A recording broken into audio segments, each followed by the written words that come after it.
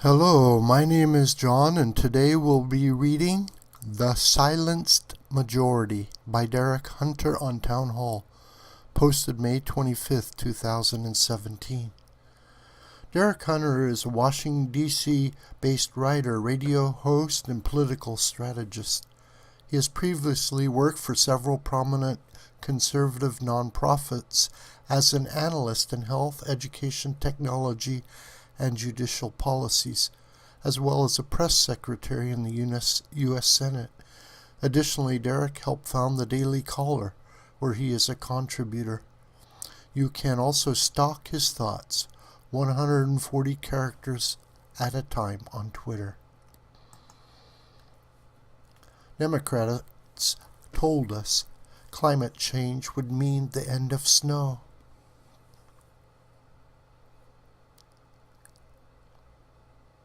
Although that clearly didn't happen, the political environment sweeping college campuses may well mean the end of delicate snowflakes, the safe, space-seeking crybabies so insulated from reality that the very existence of contrary worldviews causes them to need new underpants.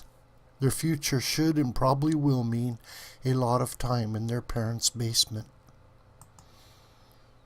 In the political world, there are few people as decent as Vice President Michael Pence. Whether you agree with him politically is irrelevant.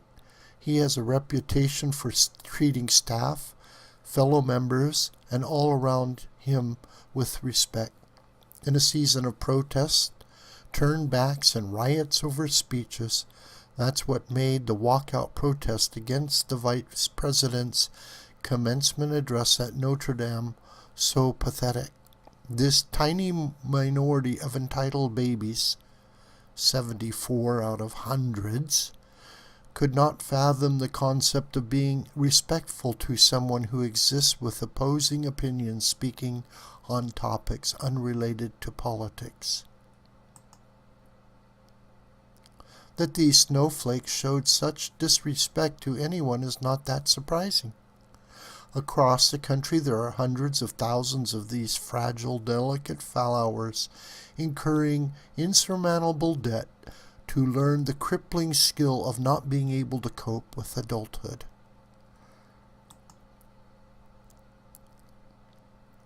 These social justice temper tantrums are getting to the point where the actions of a few can taint everyone. Honestly, who in their right mind would hire someone who went to the University of California at Berkeley, knowing what that crock pot of crackpots produces? Unless, of course, that person was head of the Berkeley College Republicans, and even then you would have to wonder. Could you imagine the potential nightmare of having one of these hyper-woke mutants in your office? It'd be like inviting a member of the Gestapo or KGB into your work, ready, willing, and able to report you to the boss for any microaggression. No way.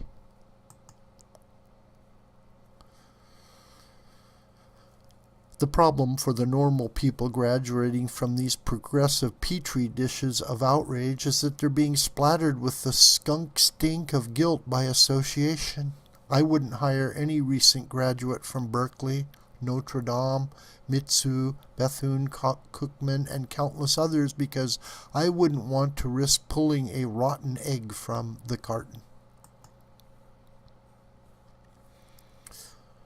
This attitude is undoubtedly the minority right now, but it's not unique to me, and it will spread.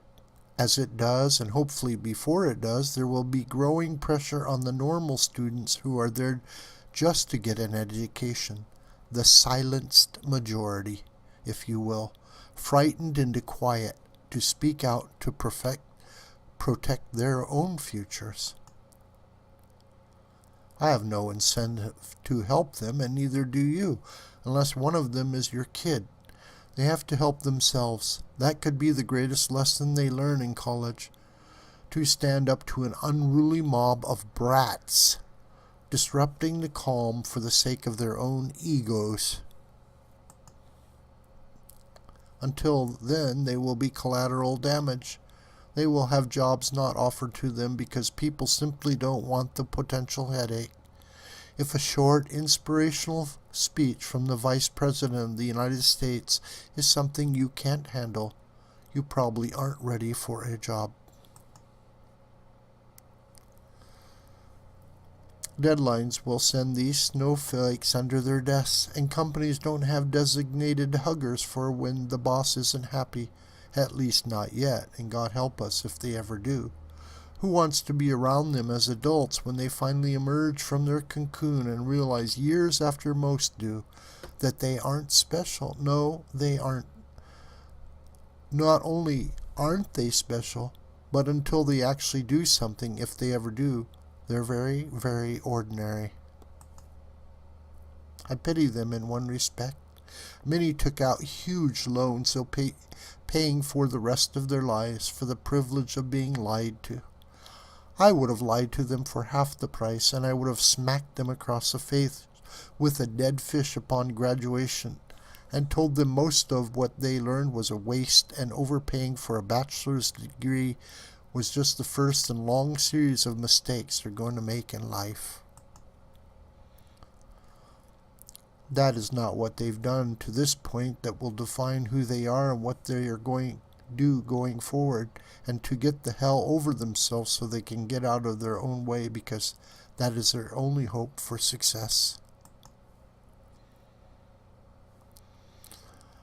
They would have booed me, turned their backs, and walked out in disgust, but at least they wouldn't say they weren't warned. The Vice President was much more generous and kind than I would have been, and they still walked out on him. But hey, at least they didn't torch the place. That's something, I guess. Congratulations and good luck to the silenced majority. You're leaving the place now where the tyrants tried to keep you quiet. Don't be quiet anymore. Your future depends on it. And to the snowflakes, welcome to reality. Hope your parents have a comfortable couch. This video is a production of the School of the White Crane. My name is John Brooker.